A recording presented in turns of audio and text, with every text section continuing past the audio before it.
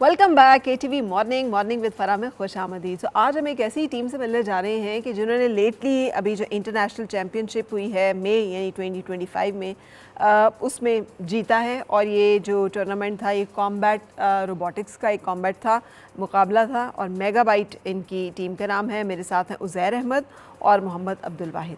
अस्सलाम वालेकुम, कैसे हैं आप लोग? अल्हम्दुलिल्लाह मैम, आप सुनाएं। सबसे पहले तो मुझे इस टूर्नामेंट की इंटरनेशनल चैम्पियनशिप के बारे में बताएं कि ये क्या है, ये क्या था? ये एक मुकाबला होता है कॉम्बैट रोबोटिक्स का।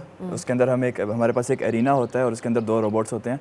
हमने नॉकआउट बेस के ऊपर उनके फाइट करवानी होती है एंड जीतना होता है मैचेस वगैरह को। अच्छा, और आप 2 लोग थे इस टीम में? नहीं, हमारी टीम में तो 10+ लोग हैं, बट इंटरनेशनल हम 2 लोग गए थे। इंटरनेशनल 2 लोग गए थे। तो ये रोबोट आप लोगों का अपना बनाया हुआ था? जी, हमने खुद बनाया। अच्छा, सो ये मेगाबाइट क्या चीज़ है? सो मेगाबाइट बेसिकली हमारा एक कॉम्बैट रोबोट है जो बेसिकली फ़ाइटिंग पर्पसेस के लिए हमने बनाया। और specially with in Pakistan and internationally हम देखते हैं कि कॉम्बैट रोबोटिक्स का काफ़ी एक इवेंट होता है बैटल बॉट के नाम से। तो उसी की मोटिवेशन यानी पाकिस्तान यूनिवर्सिटीज़ में और बच्चों के अंदर रोबोटिक्स के इंटरेस्ट को मतलब एक हाईलाइट करने के लिए यहाँ पे एक कैटेगरी शुरू की कॉम्बैट रोबोटिक्स के नाम से। जितनी भी यूनिवर्सिटीज़ हैं, फास्ट, नस्ट, हाईटेक, इन तमाम तर यूनिवर्सिटीज़ में एनुअली इवेंट्स ये प्लान होते हैं और इनमें different teams all over the Pakistan compete करती हैं। सही। तो ये आप लोगों को ये ख्याल कैसे आया ये मेगाबाइट का और ये रोबोटिक्स की इस साइड पे जाने का? इसकी एक बड़े मज़े की जर्नी है। इस तरह है कि हम सारे जो हमारी जितनी भी टीम है, हम सारे हाईटेक से ग्रेजुएट्स हैं, इलेक्ट्रिकल इंजीनियर्स हैं, हाईटेक के ग्रेजुएट्स? जी। तो इंजीनियर्स की हमारी पूरी एक टीम है। एंड वाहिद भाई जो है ये एक अपना अलग से रोबोट बना रहे थे और हम एक अपना अलग से रोबोट बना रहे थे। हमारे पास हाईटेक में ही एक इवेंट हुआ था, उसके अंदर हमने इसको देखा था इवेंट को कि इस तरह रोबोट भी फाइट करते हैं। तो ये अपना रोबोट बना रहे थे, हम अपना बना रहे थे, बट कुछ चीज़ें की कमी इनके पास थी, कुछ चीज़ों की कमी हमारे पास थी। तो हमने उसको कंबाइन किया और कंबाइन करके एक नाम रखा मेगाबाइट और उससे एक अपना रोबोट बनाया। सही। और उसको हमने कम्पीट करवाया डिफरेंट यूनिवर्सिटीज़ में, UET में, फास्ट में, नस्ट में। एंड ये जो हमारा मेगाबाइट है ये आज तक सिर्फ 1 या 2 इवेंट्स में हारा होगा। और बाकी ऐसी क्या खास बात है इसमें? ये स्पेसिफिकली अगर मेगाबाइट की सक्सेस की बात की जाए उसके पीछे एक तो मैं मेन जौन सा है टीम को दूंगा इसकी। और apart from the team specially जो इसका मैकेनिकल डिज़ाइन है ऑन इलेक्ट्रॉनिक साइड, जो हमारा एक कंप्लीट टीम वर्क है। मैकेनिकल डिज़ाइन किसका था? मैकेनिकल डिज़ाइन एक्चुअली हमारी टीम में वी आर द 5 जिन्होंने इस रोबोट 5 इंजीनियर्स? यस, 5 इंजीनियर्स जिन्होंने इस रोबोट पे काम किया। तो डिफरेंट इसके डिफरेंट एस्पेक्ट्स को देख रहे हैं। सॉफ्टवेयर साइड को हमारा जैन है वो देख रहा है, on the electronic side, control side मैं देख रहा हूँ, मैकेनिकल साइड पे हमजा देख रहा है, उज़ैर की एक बिग एफर्ट है पावर इलेक्ट्रॉनिक साइड पे। तो इस तरह यानी टीम वर्क में हमने उस रोबोट को बनाया और हम इंटरनेशनली जो सा हमने इवेंट्स विन किए। नेशनल लेवल पे भी हमने काफ़ी यूनिवर्सिटीज़ में ऑल ओवर द पाकिस्तान जितने भी इवेंट होते हैं ऑलमोस्ट सब मेजर इवेंट में हमने अल्हम्दुलिल्लाह रनर अप आए और काफ़ियों में विनर भी आए। तो अच्छा, जैसे मैं एक दफ़ा काफ़ी अर्से पहले की बात है, मैं काफ़ी अर्से पहले UK गई हुई थी और वहाँ पे उन्होंने कहा कि एक बहुत बड़ा giant size robot, I mean दरवाजे से हमारे आप समझे कि इतना बड़ा जी। और अचानक बच्चे जो हैं वो अचानक शोड अप एक बहुत ही यानी वैमले में एक बहुत ही क्राउडेड जगह पे। और वो जो है वो वहाँ पे बच्चों को एंटरटेन कर रहा था। और बच्चे चूँकि उन दिनों में बहुत सारे ऐसे चलते थे कार्टून्स भी और ऐसे प्रोग्राम्स भी जिसमें कि रोबोट्स होते हैं और जाइंट रोबोट्स होते हैं और वो गाड़ियों से रोबोट बन जाते हैं और रोबोट से जो है वो गाड़ियाँ बन जाते हैं। हाँ, ट्रांसफॉर्मर्स एग्जैक्टली। तो बच्चे जो है ना वो बड़े उसके साथ सब बच्चे जो बहुत फैसिनेटेड थे। तो मुझे देख के अंदाज़ा हुआ कि इस तरह से वो कैसे इंट्रीग करते हैं अपने बच्चों को कि वो इन चीज़ों के बारे में जाने और इस तरह की फील्ड्स में आए। हमारे यहाँ पे तो अनफॉर्चुनेटली इतने बड़े रोबोट का तो अभी तक कोई ख्याल भी नहीं आया होगा। इतने बड़े का तो अब तक नहीं है, बट ये है कि अब रोबोटिक्स जैसे जैसे आहिस्ता आहिस्ता हम देख रहे हैं, हम अपनी यूनिवर्सिटीज़ में देख रहे हैं और अदर यूनिवर्सिटीज़ में देख रहे हैं, इंटरनेशनली भी अब काफ़ी रोबोटिक्स साइड पे अब जैसे AI का एक आ रहा है, ट्रेंड आ रहा है, तो हम काफ़ी उस साइड पे मूव कर रहे हैं। और उस AI को बेसिकली इंटीग्रेट आपने इन द एंड रोबोट्स में करना है, ये चैट बॉट्स हैं या जो भी चीज़ें हैं। तो वो इन द एंड अगर आपको हार्डवेयर में कुछ असिस्टेंस चाहिए, आपको आपके डेली टास्क में कुछ असिस्टेंस चाहिए, तो you need the robot for that.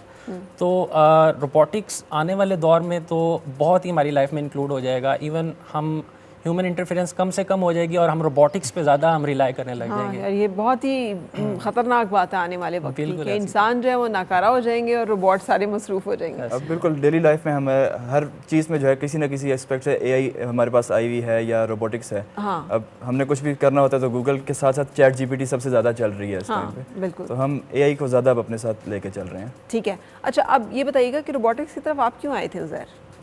Basically हम जो है वो इलेक्ट्रिकल इंजीनियर्स हैं एंड इलेक्ट्रिकल करते हुए ही एक ख्याल आया कि यार कुछ इस तरह की यूनिक चीज़ बनानी चाहिए जो अभी तक पाकिस्तान में नहीं आई। एंड उस पर हमने एक रोबोट बनाया सबसे पहले। जो सबसे पहला हमारा वेरिएंट था वो तो एक कंप्लीट फेलियर था क्योंकि उसको हमने सिर्फ 2 से 3 डेज़ के अंदर तैयार किया था। उस पर इलेक्ट्रॉनिक्स भी हमारी कंप्लीट नहीं थी एंड वो एक कंप्लीट फेलियर हुआ था। बट उस फेलियर को एक्सेप्ट करने के वजह हमने उसको चैलेंज लिया और चैलेंज लेके हमने एक नई चीज़ बनाई और उसका हमने नाम रखा मेगाबाइट 1.0। और वो जो हमारा वेरिएंट था वो थ्रू आउट द पाकिस्तान तकरीबन 6 to 7 हमारे पास मेजर इवेंट्स होते हैं। लाहौर में होता है, पेशावर में होता है, तो उन सब में रनर अप था पहले अच्छा। पूरे ईयर 2023 की बात है ये। एंड फिर हमने उसको और इवॉल्व किया, उसके अंदर नई चीज़ें लगाई, मोटर्स उसके अपग्रेड करवाई सही। एंड 2024 के अंदर वो थ्रू आउट द सारे कम्पिटिशन्स में चैम्पियन रहा, विनर अच्छा। रहा, जिसकी वजह से हमें 2024 के अंदर नेशनल चैम्पियनशिप पहले मिली थी, सही। जिसकी बेस पे फिर हम इंटरनेशनल उसके लिए गए। क्या फ़र्क पड़ता है इस तरह के चैम्पियनशिप्स में जाने से, यानी इस इंटरनेशनल रोबोटिक्स की चैम्पियनशिप को विन करने का आपको एज इंजीनियर्स और मेगाबाइट को, आपकी टीम को और पाकिस्तान को क्या फ़ायदा होता है? आई थिंक मेगाबाइट के लिए भी एक प्राउड मोमेंट है and for the Pakistan it's a proud moment because all over the Pakistan we are the first international recognise robotics team जो कि इंटरनेशनल प्लेटफॉर्म पे गई and from all over the Asia we are the one जिन्होंने participate किया। और जब आप तुनीसिया में जाके और तुनीसिया की सरफिज़ा में जब पाकिस्तान का झंडा लहराते हैं ना ऑन द प्राउड मोमेंट, तो आई थिंक वो एक बहुत बड़ा एक मेजर आपके लिए प्राउड मोमेंट No होता है। doubt. और स्पेशली जब आप बैक आते हैं, घर आते हैं और स्पेशली अपनी यूनिवर्सिटी से जहाँ से आपने शुरू किया होता है, तो आपको जो वहाँ से एक हौसला अफजाई जो इज़्ज़त मिलती है तो वो इट्स लाइक एवरीथिंग। और कितनी टीम्स थी वहाँ पर इस टूर्नामेंट में, इस इंटरनेशनल चैम्पियनशिप में? वहाँ पे आई थिंक 40-50 प्लस टीम्स थी।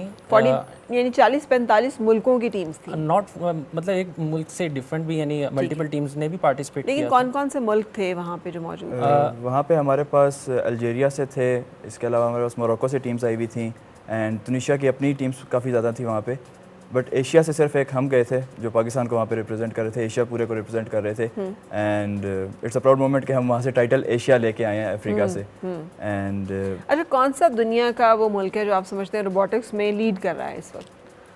I think Japan is the one who is currently leading और उसमें काफ़ी यानी रोबोटिक साइड पे तो बहुत ज़्यादा यानी आपकी पूरी इंडस्ट्री रोबोटिक्स के ऊपर रिलाई कर रही है। और आहिस्ता आहिस्ता बाकी हम चाइना को भी काफ़ी देख रहे हैं जो कि इस साइड पे यानी बहुत यानी एक ट्रेंड सेटर है हम कहेंगे। तो इट्स लाइक आहिस्ता आहिस्ता हर मतलब मुल्क ही इसकी तरफ। खुद को कैसा लगता है वाहिद साहब, मतलब अब्दुल वाहिद साहब के एक ऐसी फील्ड से जुड़ना जो लोगों को भी उसकी पाकिस्तान में लोकली अंडरस्टैंडिंग इतनी नहीं है लेकिन दुनिया उस एक मामले पे चल रही है और इवॉल्व कर रही है? ऑब्वियसली क्योंकि ये एक लेटेस्ट यानी आप कह लें कि एक ट्रांसफॉर्म है हमारी इंडस्ट्री में और इंडस्ट्री साइड पे भी देखें और हमारी जो डेली लाइफ है उस रूटीन में भी। तो एक बहुत प्राउड मोमेंट होता है जब आप एक यानी नुमाया काम कर रहे हो, स्पेशली आपके इर्द गिर्द की जौन से लोग हैं और उनमें आप एक नुमाया काम करें, तो obviously it's a proud moment. So on the university life हमने यानी जो रोबोटिक्स की सोसाइटी को एक्चुअली मैं हेड कर रहा था, from that the motivation came robotics की। और इसकी मेगाबाइट की जर्नी कुछ ऐसे है कि अबू बकर, मैं स्पेशली उनका जिक्र करना चाहूँगा, ही वाज द वन जिसका आइडिया था कि हम इंटरनेशनली विन करें, बट अनफॉर्चुनेटली वो मतलब इस दुनिया में नहीं रहे। वो हमारे उनका एक आइडिया था एक्चुअली, उनका एक रोड एक्सीडेंट हुआ था जिसमें उनकी डेथ हो गई थी। तो he was with us 4 years, हमने यूनिवर्सिटी में साथ गुजारे थे। तो लाइक उनका ही आइडिया था कि हम इंटरनेशनली भी जाएँ। और अपार्ट फ्रॉम दैट ऑब्वियसली एक टीम का एक पूरा यानी हमारा उसके ऊपर वर्किंग थी। अच्छा, ये एक इमोशनल सेटबैक जिसका आप जिक्र कर रहे हैं, यानी एक ऐसा साथी तो सारे ही अहम होते हैं लेकिन कुछ साथी जो एक टीम बनते हैं, फिर उसमें कोई एक बंदा जो एक अपना ख्वाब या ड्रीम और विजन शेयर करता है एंड देन सडनली आप देखते हैं कि वो नहीं है। तो ये भी कोई एक टीम के लिए चैलेंज था इमोशनल लेवल पे, या नहीं आपने इसको अच्छी तरह हैंडल कर मैं पाए? इसको कहूँगा it was a huge challenge for all of us. Even at that point of time हमने ये भी रियलाइज़ किया कि हम इस रोबोट को क्विट कर देंगे, बिकॉज एक हम होपलेस हो गए थे। अबू बकर का काफ़ी किरदार था इस रोबोटिक में, स्पेशली मीडिया साइड हमारी तमाम तर वो संभाल रहा था अबू बकर। तो यकदम अचानक से एक हमारे लिए भी बहुत शॉकिंग न्यूज़ थी, because after few days of his death एक इवेंट हमारा आ रहा था जिसमें हमने पार्टिसिपेट करना था, and for that we are preparing, हम चीज़ें वगैरह और अपनी बाकी मैकेनिकल साइड को कर रहे थे। तो ये न्यूज़ हमारे लिए काफ़ी शॉकिंग थी। तो please tell us about the road accident जिसमें एक कीमती इंसान का नुकसान हुआ। तो road accident was like actually university से हम फ्री हुए थे, तो इन दैट डेज़ मैं एक ऑयल एंड गैस सेक्टर से मैं जॉब कर रहा हूँ। तो अबू बकर को भी ऑयल एंड गैस सेक्टर का था, तो वो मुझसे भी पूछता रहता था। खैर इन शॉर्ट एक कंपनी थी, उसमें उन्होंने एज आ ज्वाइन किया, इंटर्नी आप कह लें कि, बट आफ्टर ग्रेजुएशन था। तो उनका एक कोहाट साइड पे एक आप कह लें कि विज़िट था जिसमें वो जा रहे थे, कंपनी की ही कार थी। तो on the Pak China border, not on border, sorry, CPEC route जो है हमारा टुवर्ड्स कोहाट, उसके ऊपर एक एक्सकेवेटर रोड साइड पे वर्क कर रहा था and they were on there on car, and अचानक जो उसकी बकेट थी वो कार के सामने आ गई एंड उसको हम रोक नहीं सके। तो उसमें उनकी टीम के जो ऑफिस की टीम थी, 2 बंदे बिल्कुल सर्वाइव कर गए, उनको कुछ भी नहीं हुआ, एंड जो 2 बिल्कुल एक साइड पे बैठे हुए थे उन बेचारों दोनों की डेथ हो गई। तो एक ट्रेजिक एक्सीडेंट था हम सब के लिए, बट आई एम श्योर बिल्कुल ये एक बहुत बड़ा, उनकी फैमिली के लिए भी एक बहुत बड़ा वो होगा। मगर दिस इज़ लाइफ, हम प्लान करते हैं, हम सोचते हैं, लेकिन वो हो नहीं सकता। बिल्कुल बिल्कुल ऐसे। ये उसका ही एक ख्वाब था कि हम मेगाबाइट को इंटरनेशनल लेके जाएं, तो हमने उसको पूरा किया, उसके ख्वाब को पूरा किया। तो ये एक हमारे लिए खुशी है, एक इत्मीनान है कि हमने उस चीज़ को छोड़ा नहीं, जिस चीज़ पे वो चल रहा था हमने उसको लेके आगे चले हैं, हमने उस चीज़ को क्विट नहीं किया। बिल्कुल सही। अच्छा, आप मुझे बताएं कि जो लोग रोबोटिक्स की या आप लोगों की इलेक्ट्रिकल इंजीनियर्स के क्या चैलेंजेस हैं पाकिस्तान में? प्रोफेशनली उन्हें किन किन मुश्किलात का सामना करना पड़ता है? जो पाकिस्तान में बेसिकली चैलेंजेस हमें ज़्यादा मिलते हैं वो मार्केट प्लेस एक बहुत पाकिस्तान की ओवर क्राउडेड हुई हुई है इस टाइम। एक एक सीट के ऊपर मोर देन 10,000 एप्लीकेंट्स होते हैं अगर हम इन जनरल देखा जाए तो ये चीज़ है कि अभी बहुत से लोग जिस तरह पाकिस्तान से बाहर भी मूव कर रहे हैं, तो पाकिस्तान में रिसोर्सेज की थोड़ी सी हमें कमी होती है। अब हम रोबोट की बात करें या कोई चीज़ बनाने की बात करें तो हमें मोस्टली चीज़ें चाइना से इंपोर्ट करनी पड़ती हैं, डिफरेंट कंट्री से लेनी पड़ती हैं, हमें रिसोर्सेज की कमी होती है। अब हम बाहर गए, तुनीशिया में गए, हमने वहाँ पे देखा कि वहाँ जो रोबोट्स अभी वो स्टार्टिंग फेज़ में अभी बनाने लगे हैं, डिज़ाइन किया अभी उन्होंने, उनको ऑलरेडी उनके स्पॉन्सर्स भी मिले हुए हैं, उनको ऑलरेडी उनकी किट्स मिल चुकी हैं जिस पे वो वर्क करेंगे। तो पाकिस्तान में हमारे जो स्टूडेंट्स हैं उनको एक ये बैकलैश मिलता है कि हमारे पास रिसोर्सेज की बहुत ज़्यादा कमी है, हमें यहाँ पे प्रॉपर इक्विपमेंट्स नहीं मिलते, प्रॉपर चीज़ें नहीं मिलती। बट उसके बावजूद पाकिस्तान में इतना टैलेंट है, इतनी एम्पावरमेंट है कि वो इस चीज़ को ओवरकम करते हैं और पाकिस्तान बहुत कुछ बना रहा है। अच्छा, वो जो एक इंडस्ट्री की तरफ से कुछ इनपुट आता है, क्योंकि ये एक हमेशा इसमें बहुत बड़ा लाइजॉन्स होते हैं, वो है आपको लगता है आपकी फील्ड में ख़ास तौर पे इलेक्ट्रिकल एंड सॉफ्टवेयर इंजीनियरिंग की जब बात होती है? बिल्कुल इंडस्ट्रीज़ इसमें लेके चलती हैं, बट बहुत कम रेशो है इस चीज़ की, क्योंकि इंडस्ट्रीज़ मोस्टली वो अपने जो उनके ऑनगोइंग प्रोजेक्ट्स होते हैं ज़्यादातर उनको लेके चलती हैं। कोई इस तरह का नया प्रोजेक्ट आए उनको एग्री करवाना सबसे ज़्यादा मुश्किल काम होता है, क्योंकि यही सबसे बड़ा हमारा जो है ना चैलेंज होता है इस फील्ड के अंदर कि हमने इंडस्ट्रीज़ को अपने साथ किस तरह लिंक करवाना है। अब मोस्टली हम इस तरह इंडस्ट्रीज़ के पास जाते हैं, उनको जाके अपना बताते हैं, पोर्टफोलियो उनके साथ शेयर करते हैं, बट उनको समझ ही नहीं आती कि ये चीज़ क्या है, ये हो क्या रहा है यहाँ पे।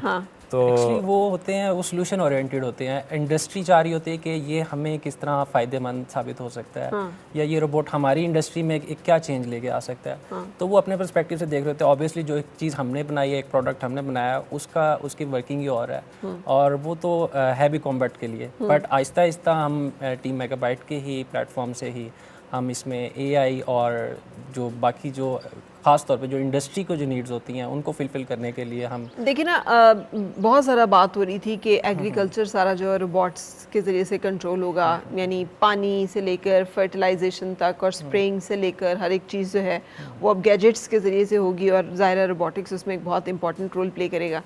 आपके ख्याल में इस साइड पे जो प्रैक्टिकल साइड है फील्ड की, इस तरफ हमारे रोबोटिक्स में काम हो रहा है? हमने ऑलरेडी इस पे एक रोबोट बनाया हुआ है। वो है AI based herbicide detection and removal robot. उसका बेसिक पर्पस ये है कि जितनी हमारी फसलों के अंदर अनवांटेड प्लांट्स होते हैं, जड़ी बूटियां होती हैं, वो उनको प्लग करके तो ख़त्म करता है फसलों के अंदर से। ये ऑलरेडी हमारा एक प्रोडक्ट रेडी है जिसके अंदर हम डिफरेंट कंपनीज के साथ काम कर रहे हैं इसके ऊपर। इसके अलावा हमारे पास बॉम्ब डिस्पोजेबल रोबोट्स भी हैं, वो भी हमने बनाए हैं। And drones and anti drone systems के ऊपर भी हम काम कर रहे हैं। अच्छा, एक बड़ा वो कॉन्सेप्ट था कुछ अर्से पहले तक कि घर में काम करने वाले भी रोबोट्स होंगे, आप उनको बटन दबाएंगे वो ऑन हो जाएंगे, वो सारा काम करेंगे, बटन दबाएंगे वो ऑफ होके बैठ जाएंगे। मुख्तलिफ ऐसी चीज़ें आ रही होती हैं कि अब तो रोबोटिक टाइप की जो ह्यूमन का बिल्कुल उन्होंने एक वर्जन बना दिया है। चाइनाज़ की तरफ से बहुत सारी ऐसी चीज़ें जो हैं वो सामने आ रही होती हैं। आपके हाल में ये पाकिस्तान इन सारी चीज़ों से भी कितना पीछे है? I think future is very near of robotics इन पाकिस्तान। जैसे एक इंडस्ट्री में एक ट्रांसफॉर्मेशन आ रही है, तो आने वाले तकरीबन 15 से 20 साल में हम बहुत बड़ी ट्रांसफॉर्मेशन देखेंगे। इवन जैसे मैंने पहले मेंशन किया कि हमारी ह्यूमन इंटरफेरेंस बहुत कम हो जाएगी। फिज़िकल टास्क में हमारी ह्यूमन की इंटरफेरेंस बहुत ज़्यादा यानी कम तक हो जाएगी। लेकिन हम दुनिया के साथ अभी कितना पीछे हैं? अगर हम रोबोटिक्स में पाकिस्तान को, you being experts and engineers, तकरीबन 5 to 10 ईयर्स अभी और मज़ीद लगेंगे। उसके बाद जाके हम इतना है कि जो इस टाइम चाइना के अंदर जिस तरह ह्यूमनॉइड रोबोट्स चल रहे हैं एंड डिफरेंट रोबोट्स की एक्टिविटीज़ हो रही हैं, उसको कम्पीट करने के लिए 5 to 10 प्रॉपर ईयर्स जिसके अंदर हम प्रॉपर रोबोटिक्स को दें, हम वो वाली टेक्नोलॉजीज़ को पाकिस्तान में लेके आएँ ताकि हम उनको कम्पीट कर सकें। तो आप लोग being experts of this field, कैसा लगता है आपको कि मतलब आप उसी फील्ड में हैं जिसमें दुनिया इस वक्त बहुत बूम कर रही है लेकिन यहाँ पे अपॉर्चुनिटीज़ कम है, तो ये कैसे इम्पैक्ट करता है? हम इस चीज़ पे अभी पाकिस्तान में मज़ीद अपने साथ स्टूडेंट्स को मिला रहे हैं, अपने नेटवर्क को एक फैला रहे हैं पूरे पाकिस्तान के अंदर ताकि हमारे साथ मज़ीद लोग भी जुड़ें। और इसमें हमें हर बार नए आइडियाज़ की रिक्वायरमेंट होती है, तो जितने ज़्यादा हमारे साथ स्टूडेंट्स आते हैं उतने ज़्यादा हमें नए आइडियाज़ मिलते हैं। तो हम डिफरेंट प्राइवेट लैब्स इस्टेब्लिश कर चुके हैं पाकिस्तान के अंदर रोबोटिक्स के अंदर। मैं खुद इस टाइम 2 डिफरेंट कंपनीज़ हैं चाइनीज़ बेस्ड, उनके साथ काम कर रहा हूँ, वहाँ से उनकी टेक्नोलॉजीज़ को पाकिस्तान लेके आ रहा हूँ, यहाँ पे पाकिस्तान में लैब्स को दे रहा हूँ और इस पर काम ऑलरेडी किया हुआ है हम लोगों ने। बिल्कुल सही। अच्छा, अब मुझे बताइएगा कि ये जो एक टूर्नामेंट में जाना था, जैसे बाकी तमाम होती है ना चैम्पियनशिप्स, उसमें स्पॉन्सर चाहिए होते हैं। आपकी इस रोबोटिक्स में भी मेगाबाइट को भी कोई स्पॉन्सर चाहिए थे या ये फंडेड कोई चैम्पियनशिप होती है? एग्जैक्टली स्पॉन्सर्स तो मैं कहता हूँ कोई भी अगर आप रोबोटिक साइड पे आप शुरू करते हैं तो ऑब्वियसली एक ह्यूज इन्वेस्टमेंट चाहिए होती है, आपको इक्विपमेंट बाहर से मंगवाना होता है। तो स्पेशली मेगाबाइट के लिए हम यानी जो हमारा पाकिस्तान यूथ इनिशिएटिव प्रोग्राम है, राना मशहूद के उनसे हमने उन्होंने हमें फंडिंग की और स्पेशली इसमें हमें OGDCL ने हमें फंड किया। सही। और only due to that funding हमने तुनिसिया में लैंड ये रोबोट बना भी सके और फिर इसकी जो ट्रैवल एक्सपेंस है वो रोबोट्स बनाने में रोबोट बनाया है वो हम लोगों ने खुद अपने टीम के बेस पे बनाया है, बट जो हमारी इंटरनेशनल ट्रैवलिंग थी उसकी फंडिंग के लिए, क्योंकि ज़ाहिर सी बात है पाकिस्तान से जाना फिर इतना सारा रोबोट पूरा लेके जाना अपने साथ वापस लेके आना, इसमें प्राइम मिनिस्टर यूथ इनिशिएटिव का बहुत ज़्यादा हमारे साथ एफर्ट्स थी। OGDCL ने हमें सपोर्ट किया एंड जो पाकिस्तान एम्बेसी है तुनिशिया के अंदर उन्होंने हमें काफ़ी सपोर्ट किया वहाँ पे जाके अकोमोडेट करना एंड प्रॉपर सारा उसमें। इस तरह के प्रोग्राम से क्या फ़र्क पड़ता है? यू बीइंग यंग और अब आप डायरेक्ट बेनिफिशरी हैं, लोग कहते हैं waste of time, waste of funds, खामखा गवर्नमेंट्स जो हैं वो कुछ बनाती हैं इस तरह के programmes, now you have benefited from it, तो क्या कहेंगे? ये प्रोग्राम्स होने चाहिए बिल्कुल, ताकि हमारे बाद जो हमारी बाकी यूथ है, हमारे पास यूथ के अंदर बहुत ज़्यादा और भी इस तरह के इनिशिएटिव्स हैं जो बच्चे जाना चाहते हैं, कम्पीट करना चाहते हैं, बट उनको प्रॉपर एक चैनल नहीं मिल सकता। हमें बहुत से स्टूडेंट्स कांटेक्ट करते हैं कि हमें स्पॉन्सरशिप चाहिए, हम किस तरह स्पॉन्सरशिप को अवेल करेंगे।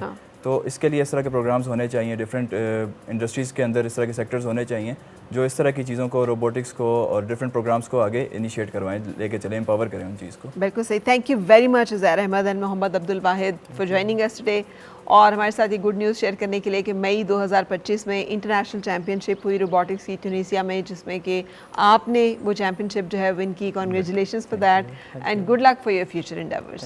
Thank you. रुकेंगे जनाब ब्रेक के लिए, ब्रेक के बाद फिर आपसे मुलाकात।